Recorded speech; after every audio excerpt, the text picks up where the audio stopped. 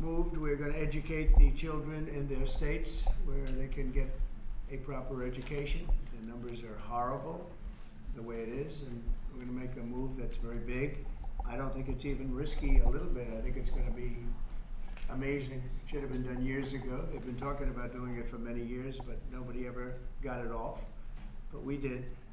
And there was great excitement and great acceptance of it by almost everybody, including a lot of Democrats, actually.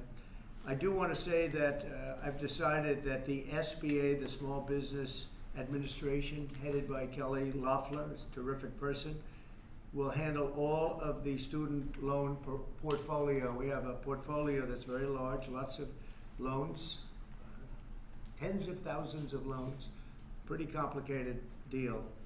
And that's coming out of the Department of Education immediately, and it's going to be headed up by Kelly Loeffler at SBA, and they're all set for it.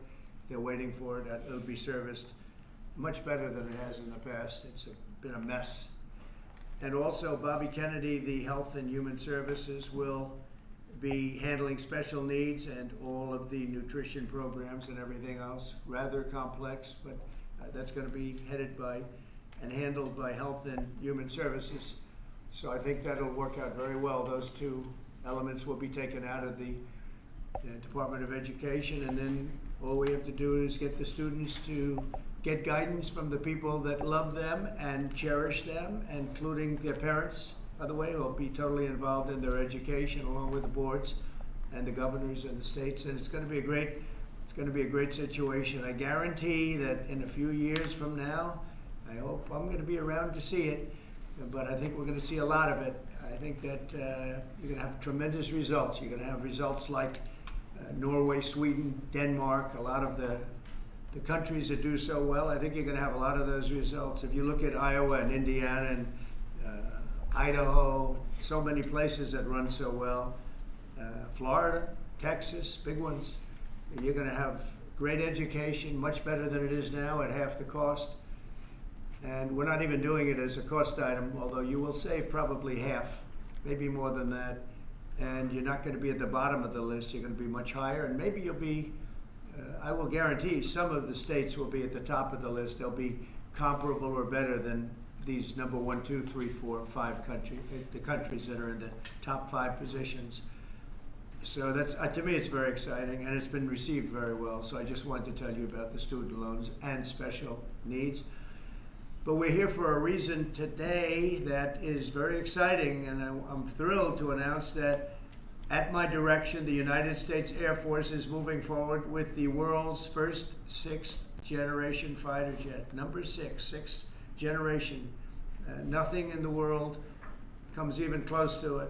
And it'll be known as the F-47. The generals picked a title, and it's a beautiful number, F-47.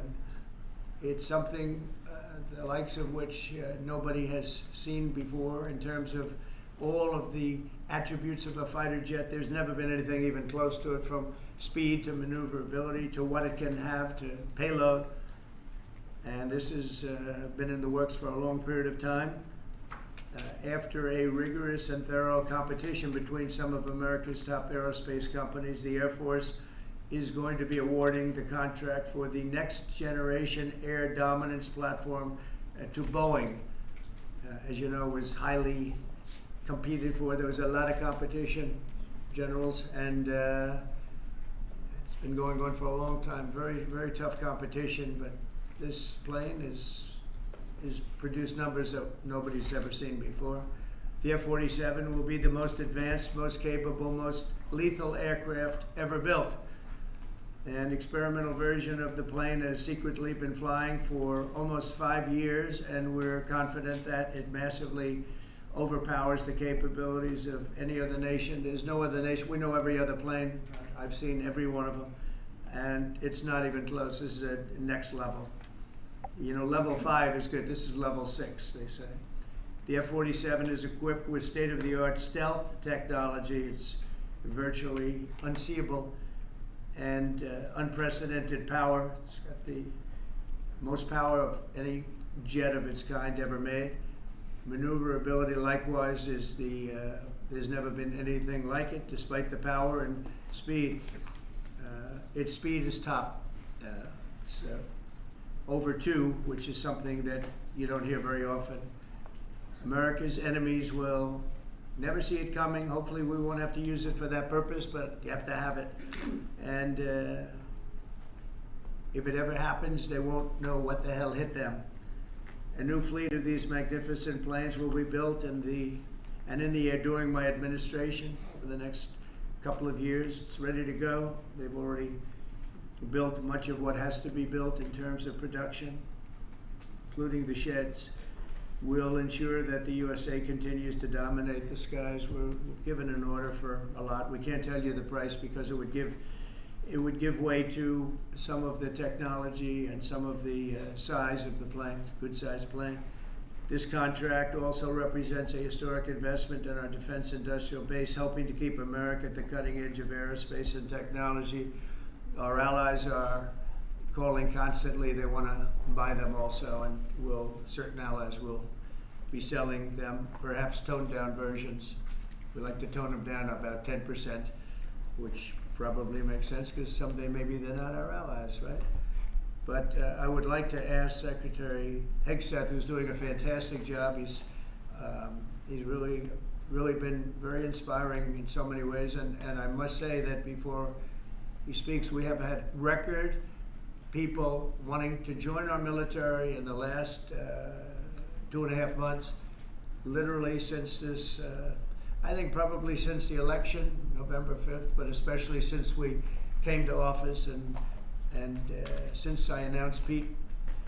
He's young, he's smart, he's strong, he loves it, and they love him. But we've had record numbers of people wanting to join our military. Now, if you go back 6 months, it was the exact opposite. You had record numbers of people not wanting to join the military. Now you have record numbers of people wanting to be in our military, and that's a great honor. That shows you we're really on the right track. So, Pete, maybe say a few words. Sure. Please. Well, Mr. President, this is a big day. This is a big day for our warfighters. This is a big day for our country, a big day in the world. The name of this program is the Next Generation of Air Dominance. And Mr. President, because of your leadership, your clarity, America is going to have generations in the future of air dominance because of this 6th generation fighter. We've had the F-15, we had the F-16, the F-18, the F-22, the F-35. Now we have the F-47, which sends a very direct, clear message to our allies that we're not going anywhere, and to our enemies that we will be able to project power around the globe unimpeded for generations to come. Mr. President, this is a gift to my kids and your kids, to my grandkids and your grandkids. This is a historic investment in the American military, in the American industrial base, in American industry that will help revive the warrior ethos inside our military, which we're doing, rebuild our military, which the previous administration did not do, by the way, Mr. President. They paused this program and were prepared to potentially scrap it. We know this is cheaper, longer range, and more stealthy. President Trump said we're reviving it and we're doing it. And then we are also going to reestablish deterrence.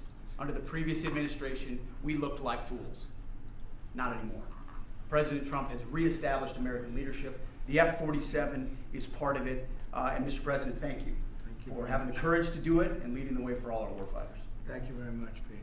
One of the things I will say, but the generals are going to speak in just a couple of seconds, but this plane flies with drones. It flies with many, many drones, as many as you want, and it's a technology that's new, but it doesn't fly by itself. It flies with many drones, as many as we want, and that's something that no other plane can do. So I'd like to introduce, if I might, Air Force Chief of Staff General David Alvin, and also General Dale White, two incredible people that I've known over the years, but I got to know them really well over the last few months. And would you say a few words, please, General? Thank you very much, Mr. President. Mr. President, Mr. Secretary, thank you so much for your unwavering commitment to our military. I will say this is a big day. This is a big day for our United States Air Force as well. You know, air dominance is not a birthright, but it's become synonymous with American air power. but air dominance needs to be earned every single day. And since the earliest days of aerial warfare, brave American airmen have jumped into their machines, taken to the air, and they've cleared the skies. And whether that be clearing the skies so we can rain down destruction on our enemies from above, or we can clear the path for the ground forces below. That's been our commitment to the fight, and that's really been our promise to America. And with this F-47 as the crown jewel in the next generation air dominance family of systems, we're going to be able to keep that promise well into the future. I also want to thank everyone from industry and within government, our engineers, who have worked tirelessly on this program to bring it where we are right now today. This shows that American talent, American skill, and American determination are second to none, because this platform is second to none. So we believe that this provides more lethality, it provides more capability, more modernized capability in a way that is built to adapt. This, along with our collaborative combat aircraft the President talked about with drones, this is allowing us to look into the future and unlock the magic that is human-machine teaming. And as we do that, we're going to write the next generation of modern aerial warfare with this. This enables us to do this. The manner in which we put this program together puts more control in the hands of the government, so we can update and adapt at the speed of relevance, at the speed of technology, not at the speed of bureaucracy. This is more Air Force. This is more options for the President. We say as our mission in the United States Air Force is to fly, fight, and win air power anytime, anywhere. If you want to go anywhere, you have to have a platform that gets you anywhere.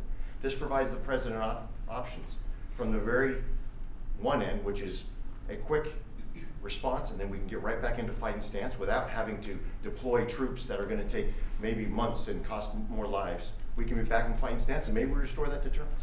All the way to decisive victory as part of a joint force that is the most lethal and capable military ever known in history.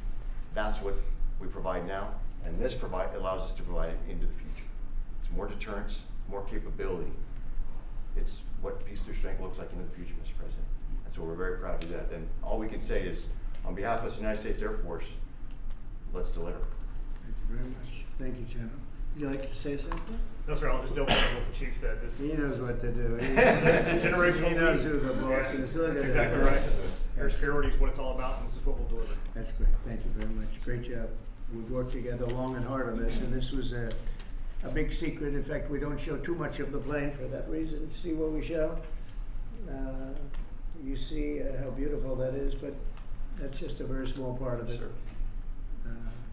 I wasn't surprised. I was wondering how much are you going to show when they came in with that. You see a wheel in the front? That's about it. Any questions? Mr. President Trump, Peter? is 80,000 pages of documents is a lot to sift through. Yeah. Can you just tell us who killed Kennedy? Well, I was given the task of releasing that because many presidents have gone through it and they haven't released. And I said, release. We even released Social Security numbers. I didn't want anything deleted.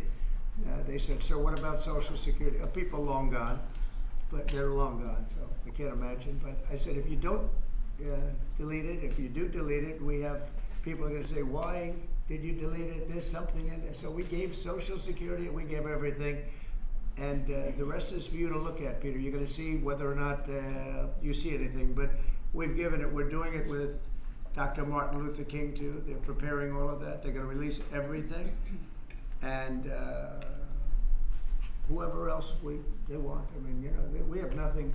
We really have nothing to hide. We shouldn't have. When a lot of time goes by, but with the Kennedy files in particular, they were going crazy on them. I don't think there's anything that's earth-shattering, but you'll have to make that determination. In those. It's 80,000, it's actually 88,000, and we have some additional things, as you know, come out today. And for that, you can go to the offices and you can see whatever you want to see. Everything is out there, totally open. The additional stuff is available later on today. You go over to the offices and you can have it immediately, and you'll make a determination. And on something else, these Tren de Aragua guys, because of your executive order, they are designated as foreign terrorists. Yeah. If ISIS or Al-Qaeda foreign terrorists were operating here in the United States, cops would probably be shooting first and asking questions later. And so what is the difference between terrorists, between somebody like an ISIS or an Al-Qaeda operative versus a MS-13 or Tren de Aragua? Well, these are people that focus on destroying people in their homes. They're not as international in that sense. They're a group of thugs. They come from Venezuela. They come from the prisons of Venezuela. They're very, very dangerous people, but they didn't look so dangerous when the guards took care of the situation from El Salvador. And I want to thank the president. He's a friend of mine. He's done a great job. But I just can't imagine that the Democrats are taking this issue where they want to have them back. You know, so now they have men playing in women's sports. They have transgender for everyone. They have open borders. They have all of their crazy policies that are, I think, 95-5, not 90-10, okay? And their new policy is, let's bring Tren de Aragua back into our country. Let's bring the worst, these are the worst gang members there are. They looked amazingly frail, though, by the way they were handled. It's very amazing. You know, they weren't, when they were in Colorado cutting the fingers off a man because he made a phone call to the police, they seemed a lot tougher then than they did when they were having their head shaved and they were in shackles. They're tough people. They're bad people. We don't want them in our country. We can't let a judge say that he wants him. You know, he didn't run for president. He didn't get much more than 80 million votes. And we just can't let that happen. It'd be so bad for our country. I won on the basis of getting criminals out of our country that were let in. It was called unforced error. They were let in by Biden, incompetently let in, and let in by the millions, actually. 21 million people, I believe it's 21 million. And that's not even including the gotaways, but these are rough people. We want them out of our country. And I won the election based at least partly on that, and that's a big part, yeah? And I don't know if you saw this. Something totally different. I don't know if you saw this. Tim Walz is now saying about Trump supporters, and forgive me, I'm just reading a quote from Tim Walz, I think I could kick most of their ass. Oh boy, he'd be in trouble. Is there any way to know? Well, he's a loser, yeah, I mean, he's a loser. He lost an election. He played a part. You know, usually a vice president doesn't play a part, they say. I think Tim played a part. I think he was so bad that he hurt her. But she hurt herself, and Joe hurt them both. They didn't have a great group, but I would probably put him at the bottom of the group. Have you heard that Biden wants to get back involved for Democratic politicians, fundraising and campaigning against your policies? What do you think of that? I hope so. Mr. President, there are several families. Mr. President, there are families from some of the people. Who are you with? I'm with La Nación newspaper from Argentina. There are families from some of the people that were on those flights to El Salvador that claim that they're not criminals, they're not members of Tren de Aragua, of MS-13. What can you tell them, and what guarantees can you give them that everyone in those planes were actual criminals, terrorists, as you said? Well, I was told that they went through a very strong vetting process, and that that will also be continuing in El Salvador. And if there's anything like that, we would certainly want to find out. But these were a bad group. This was a bad group, and they were in bad areas, and they were with a lot of other people that were absolutely killers, murderers, and people that were really bad with the worst records you've ever seen. And but we will continue that process, absolutely. We don't want to make that kind of a mistake. Mr. President, is the U.S. planning to give up the position of NATO's Supreme Allied Commander, and if so, why? NATO is something that I saved. NATO was gone until I came along. In fact, the previous Secretary General, very good man, both of them are good. The current man is fantastic. But both of them have said, if it wasn't for Trump, you wouldn't even have a NATO, because we were paying the cost of almost all of the countries. And now they're paying. I said, we're not going to do this. We're not going to continue. You hurt us on trade. You do bad things on trade. And then on top of it, we're supposed to pay for your military. And because of what I did, hundreds of billions of dollars flowed into NATO by countries that just weren't paying. They were delinquent. They weren't paying their bills. So NATO is solid. They're strong. But they have to treat us fairly. Are we going to give up the... Because look, without us, NATO's not the same. And I can tell you, I've been having very good discussions, as you know, with President Zelensky and with President Putin. And President Putin will tell you that without the United States, he wouldn't be worried. But he is worried. when the United States is involved. And So I have we to can tell do you, I've dealt very well with both gentlemen, and we have, I think we have the confines of a deal. I hope we have the confines of a deal. I'm doing it for two reasons. Number one, and by far most importantly, thousands of young people, and they're not American people, they're Russian and they're Ukrainian, are being killed every week, thousands a week. And also the United States has paid, because of Biden, $350 billion on a war that should have never happened.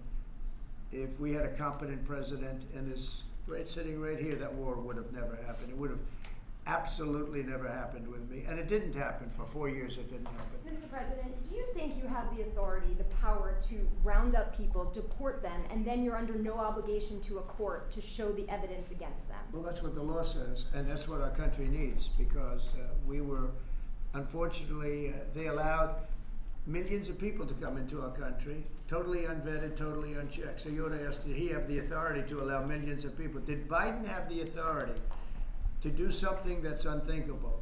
Have open borders where millions of people poured into our country, totally unvetted and totally unchecked, just as you would say. And many of those people were criminals. Many of them were from jails and prisons and mental institutions and gang members and drug dealers and very dangerous people. Many were murderers. We have 11,088 that we know of murderers they've murdered. Of that number, at least half killed more than one person. They're in our country. They're in a location near you. Biden allowed that to happen to our country. And his people that really ran the country. And the person that operated the auto pen, I think we ought to find out who that was, because I guess that was the real president. So when you ask me if we have the authority, did Biden have the authority to allow millions of people to come into our country? Many of these people, hardened criminals at the top of the line, who have caused tremendous damage in our country. You see them in New York City fighting with our police. I mean, literally having fist fights in the street with our police. These are tough, hard criminals. Many of them came out of jails, and not just South America, from all over the world. They came out from Africa, from the Congo. They came out from Asia. Not just South America, but many from South America. These are hard, tough criminals, and we have to get them out. And a judge sitting behind a bench someplace got a nice appointment. You can't take that away from the people that are responsible. Now, in this case, Marco Rubio has a lot of big decisions to make, and he's a fantastic person, a great man. I think he'll be our best. I think he has a chance to be our best Secretary of State. He's been doing incredibly. He works so hard. He's gone to so many different countries already, and he's got the authority to get bad people out of our country. And you can't stop that with a judge sitting behind a bench that has no idea what goes on, who happens to be a radical left lunatic. Do you think the judiciary is You guys today are denying this New York Times report that Elon Musk was going to be shown a 20 to 30 page presentation about a theoretical war plan against China. Why not just show it to Elon? Because I don't want to show it to anybody. You know, you're talking about a potential war with China. Now, I deal with these people all the time, and I'm dealing with Pete. I'm dealing with these gentlemen on numerous different airplane purchases, and I think they're all going to be great. But I don't want other people seeing potential war with China. We don't want to have a potential war with China, but I can tell you if we did, we're very well equipped to handle it. But I don't want to show that to anybody. But certainly you wouldn't show it to a businessman who is helping us so much. He's a great patriot. He's paying a big price for helping us cut costs, and he's doing a great job. He's finding tremendous waste, fraud, and abuse. But I certainly wouldn't want, Elon has businesses in China, and he would be susceptible perhaps to that. But it was such a fake story. The New York Times is just as fake as CNN and MSDNC. And anybody read that story, people laughed at that story. Who would do such a thing? And the first thing I did is I called Susie and I called Pete. I said, is there any truth to that? And they said, it's ridiculous. No, he's over there to talk about cost. You might want to address that, Pete. But Elon was over there today to address cost. Doge, thing called Doge, which you've heard about. Pete? That's exactly right, Mr. President. You pointed out it was a fake story. We pointed out it was meant to sort of undermine whatever relationship the Pentagon has with Elon Musk. Elon Musk is a patriot. Elon Musk is an innovator. Elon Musk provides a lot of capabilities our government and our military rely on, and I'm grateful for that. We welcomed him today to the Pentagon to talk about Doge, to talk about efficiencies, to talk about innovations. It was a great informal conversation. The rest of that reporting was fake. There was no war plans, there was no Chinese war plans, there was no secret plans. That's not what we were doing at the Pentagon. I might add that I think Elon, if they ever wanted to do that, I think Elon wouldn't do it. I think he wouldn't do it. He wouldn't want to put himself in that position. But if you read what's out of the New York Times, it's such a dishonest newspaper. It's such garbage. It's, you know, it used to be called all the news that's fit to print. Well, it's all the news that's not fit to print. They have fake sources, or they don't have sources. I think they make most of it up. But this was a made-up story by the New York Times. I call it the failing. It's a failing newspaper. It's failing. And they shouldn't do that. They really are the enemy of the people. And Mr. President, We do need honest journalism in this. You know, we've made such big strides over the last 2 months, but we just need honest journalism, and we don't have it. When you have a CNN, you have to watch these people every once in a while just to see where they're coming from, and it's so dishonest. MSNBC is, I think, probably worse, and they're both doing horribly in the ratings. I think they're going to be turned off. I don't think they're not doing any ratings. You're doing well in the ratings. Thank Mr. you.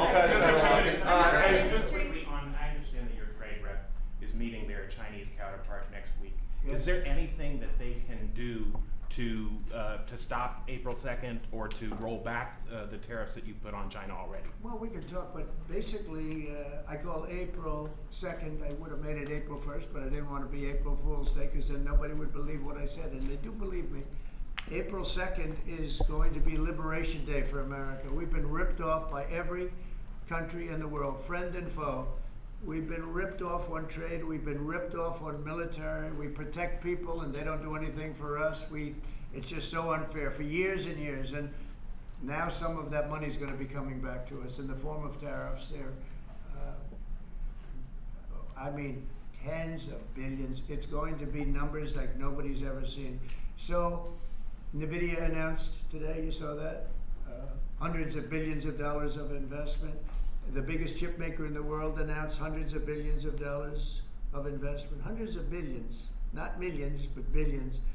They're all coming here. Apple just announced $500 billion worth. They're going to build plants here. You know, they built their plants in China. They're going to build them here. And they're starting immediately. We have investment, the likes of which this country has never seen, already announced. And they all want to have news conferences. I don't have enough time to have that many news conferences, but I would say so far at least $4 trillion. $4 trillion is coming in. Car companies, very importantly, a lot of the car companies that were going to build in Mexico or Canada are now building here. Because I don't want cars from Canada. I don't want cars from Mexico. They want to do it, it's fine, but I want the car companies to build here, not, you know, they were building in Mexico 3 plants, big plants, really big plants, and they were going to sell the cars right across the border. We wouldn't have the jobs, we wouldn't have the profits, we wouldn't get the taxes, we get nothing. All we get is unemployment and empty factories. Those days are over. So now those 3 places are going to build here, but many more than that. We have a big one. Honda is building, just announced a really big plant in Indiana, great state, smart place to build. And we have many car companies coming here. The steel mills are going to be booming, And many other things come with that, but we need that for defense. You know, there are certain things you have to have. You have to have steel. We would have had, if I didn't do in my first term tariffs to stop the onslaught, because they were dumping steel in order to destroy our steel plants. If I didn't do 50% and even 100% in certain cases tariffs on steel, you wouldn't have a steel plant in the United States. And Biden was unable to get rid of those tariffs because they threw off so much money that his numbers, which didn't work anyway, because his numbers were terrible, what he did, the way he spent money was so horrible, and what he allowed to happen to energy. That's the other thing. Energy is going to be like it's never been before. Mr. Vice President is here. Do you have anything to say while you're here? No, sir. I'm good, Vice President. I'm just here to watch the show, sir. Okay. I think airplanes are pretty cool, so I wanted to check this out. Airplane's cool. It is cool. Is there anything that China can do to take off the trade war at this point, though? Well, I'll be speaking to President Xi. I have a great relationship with him. We're going to have a very good relationship. But we have a $1 trillion deficit because of Biden with President Xi. More than that. I mean, I've heard $1.2 trillion. We have a deficit. And I've explained that to President Xi. We also have a problem where he's allowing fentanyl to be sent into Mexico and then cross the border and, killing. I think the number is much higher than the 125, 115 that I think it's closer to 300,000 people a year. And so that's a problem. But they have a tremendous surplus against the United States, and we don't want that. Mr. President, why do you want to control Ukraine's power A number of plant? countries have come to you asking for exemptions on tariffs. Is that something that is under consideration by you? Well, people are coming to me and talking about tariffs, and a lot of people are asking me if they could have exceptions.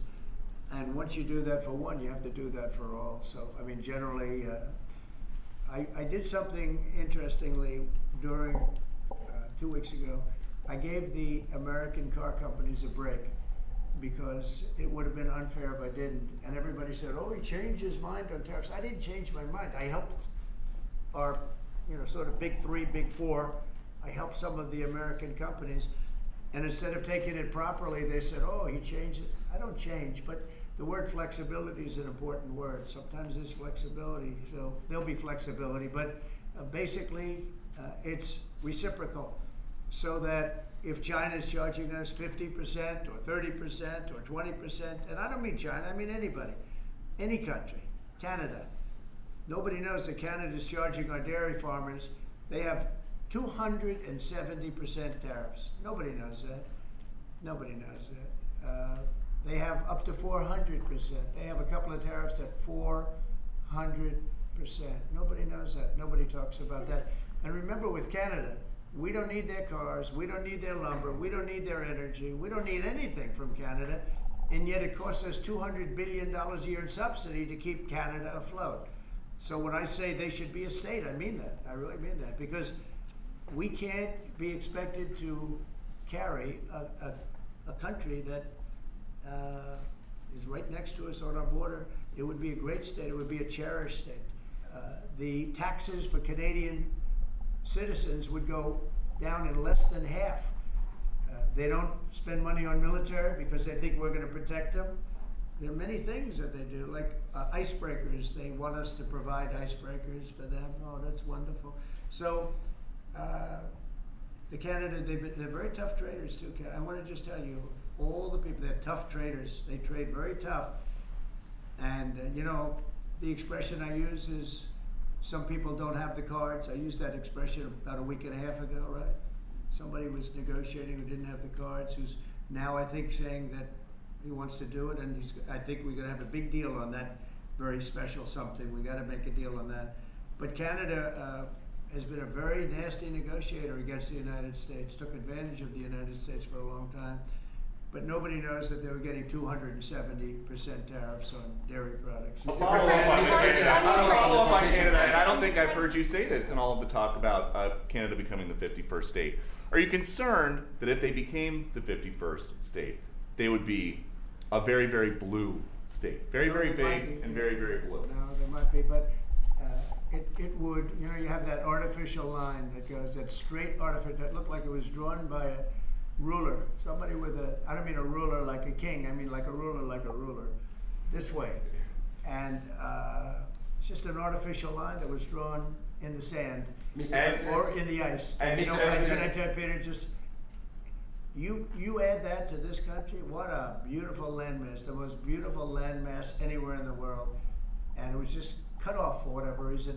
It would be great. Now, is it liberal? Maybe, but a conservative until I got involved, because I don't care who wins up there. I frankly probably would do better with the liberal than the conservative, if you want to know the truth. But just a little while ago, before I got involved and totally changed the election, which I don't care about, probably it's to our advantage actually, but the conservative was leading against, I call him Governor Trudeau, the conservative was leading by 35 points. So, so I don't know about that. I think Canada is a place like a lot of other places. If you have a good candidate, the candidate's going to win. And I don't know if you've seen this, but the two astronauts that you just helped save from space, They didn't get any overtime pay Yeah. for all that extra time. They got $5 a day per diem. Oh. For 286 days, that is $1,430 in extra pay. Is there anything the administration can do to get them, to make them whole? Well, nobody's ever mentioned this to me. If I have to, I'll pay it out of my own pocket, okay? I'll get it for them. Mr. Mr. President, President, follow you up on the mentioned- political you science. I like that. Mr. President, you President, mentioned the I'll deal. pay it right out of my, is that all? That's not a lot. Me por- For what they had to go through. And I want to thank Elon Musk, by the way, because think if we don't have him. You know, there's only so long, even though they're in the capsule up there, that the body starts to deteriorate after 9 or 10 months and gets really bad after 14, 15 months with the bones and the blood and all the things that you've been reporting on very well. And if we don't have Elon, they could be up there a long time. Who else is going to get him? And I just want to thank him. He's going through a lot, what they're doing to him. And these people are going to be caught, and they're going to be caught, and they're going to be prosecuted. And from what they tell me, I see this just by watching your programs and reading the news, but from what they tell me, they could get 20 years in jail, and they'll get it. I'll tell you, there's going to be no leniency, and there'll be no pardons. I can tell you that right And you now. said this Mr. morning President, 20 years in jail, and then Mr. maybe President. you said this morning 20 years in jail, and then maybe they'll go to one of these prisons in El Salvador. Do you think with the way that the judges have been issuing injunctions, it would be easier or harder to send these Tesla domestic terrorists to a jail in El Salvador than these MS-13 or Tren de Aragua guys? Well, I view these people as terrorists just like others. These are, when I looked at those showrooms burning and those cars, not one or two, like 7, 8, 10 burning, exploding all over the place. These are terrorists. You didn't have that on January 6th, I can tell you. You didn't have anything like that on January 6th, which is sort of amazing because on January 6th, the Democrats were talking. Nobody was killed other than a very beautiful young woman, Ashley Babbitt. Nobody was killed. And you look at what's going on now with these terrorists. These are terrorists, and that's an organized event. You know, take a look at their signs. Take a look. They're all made by the same sign company. A nice, expensive job. Now, these are the people that finance it are, in my opinion, in just as big a trouble as the people that are setting the match and setting the fires. So we'll see. It's under very serious investigation by the FBI and by the Justice Department. These people are terrorists. Mr. President, you mentioned a deal with Ukraine. Mr. President, what do you say to American military families who are seeing Elon Musk at the Pentagon today, are hearing about Defense Department cuts, and their thoughts are immediately going to the safety of their loved ones who are currently deployed? Well, we're making our country strong. And when they see a thing like that and they hear that story about Elon and China, what they should do is realize that the New York Times is a corrupt institution, because I think they're the ones. They knew that story wasn't true. Nobody believed that story.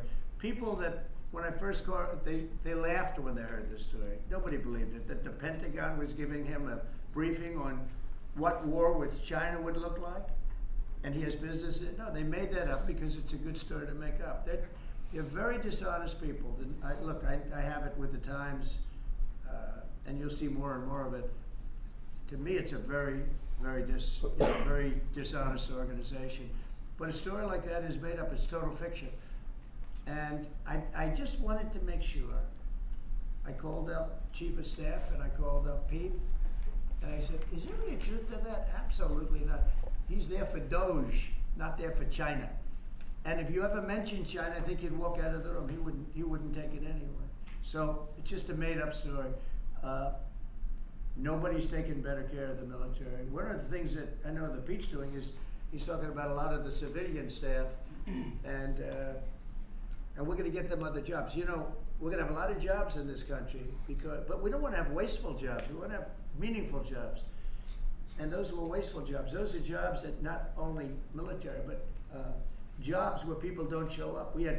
You take a look at Department of Education. I've never seen so many buildings with the names on it. You go past one after another Department of Education, and they're empty. The people don't show up. You know why? Because they have other jobs, because they're playing golf, or they're playing something, they're doing something.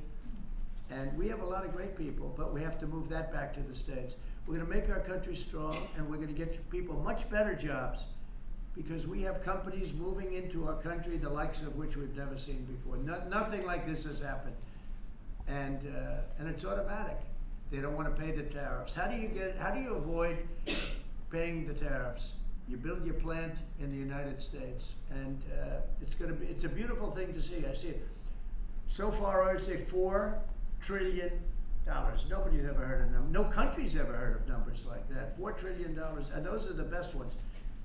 The biggest, best chip maker in the world. I'm not a fan of the CHIP Act, where you give billions of dollars away to companies that don't need it, and it won't bring them here. I'm giving nothing away. All they're doing is coming here. They're building because they want to avoid.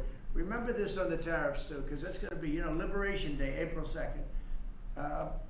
It's reciprocal. If they charge us, we charge them. So somebody said, well, how much are the tariffs? Very fair. If India, as an example, has been very bad to us on tariffs, they charge 100%, 200%, whatever they charge. Now, Europe just announced they're lowering the tariffs on cars. We charge like a joke, 2.5%. That's what this country charges. Europe just announced that they're reducing their tariffs on cars to 2.5%. It's nice. But they also have non-monetary tariffs where they make it impossible for the cars to get in even without the dollars on them, the dollar signs. It's called a non-monetary tariff, where they put on controls where no matter what happens, because they don't want cars, they don't want the American car in their market. And yet they send us millions of cars, they send us big agriculture, they don't want our agriculture, they don't want anything from us. European Union's very tough, but now it's fair. So whatever they do to us, we do to them. Mr. President, you mentioned last month you mentioned as Russia continues to attack Ukraine, are you planning to impose any sort of sanctions? Well, they're fighting against each other. Yeah, I think we're going to have Do you we have plan a to use ceasefire pressure? on a lot of areas, and so far that's all held very well. And getting that ceasefire, they had a lot of guns pointing at each other. You had some soldiers, unfortunately, surrounded by other soldiers, and they are going to be, I believe we're going to have, pretty soon have a full ceasefire, and then we're going to have a contract. And the contract's being negotiated, the contract in terms of dividing up the lands, et cetera, it's being negotiated as we speak. What do you say to critics who say that your actions towards law firms amount to coercion? Well, the law firms all want to make deals. You mean the law firms that we're going after, that went after me for 4 years, ruthlessly, violently, illegally? You mean, are those the law firms you're talking about? They're not babies, they're very sophisticated people. Those law firms did bad things. They went after me for years. Russia hoax, all a hoax. It was a hoax. It was Hunter Biden's laptop. It didn't come out of Russia, by the way. It was came out of his bedroom. It was all a hoax, developed by Democrats. Hillary, I don't think Biden did, because I don't think Biden knows what the hell he's doing, frankly, based on everything I see. I've seen things since being here that are so sad. What he's done to this country, what he and they did to this country, those people that surrounded him, who, by the way, are radical left but smart. He's not smart. He was never smart. But these are radical left, smart people. They totally controlled him. He did whatever they told him to do. And it's a shame. It's so sad to see what happened, what they've done to this country, both not only the inflation you saw, but allowing millions of criminals, millions and millions of criminals into our country. That's an inexcusable act. And many other things besides that. Thank you very Mr. much. President, can we talk one more question on Ukraine? Why do you want to control Ukraine's power plants, sir? Thank you.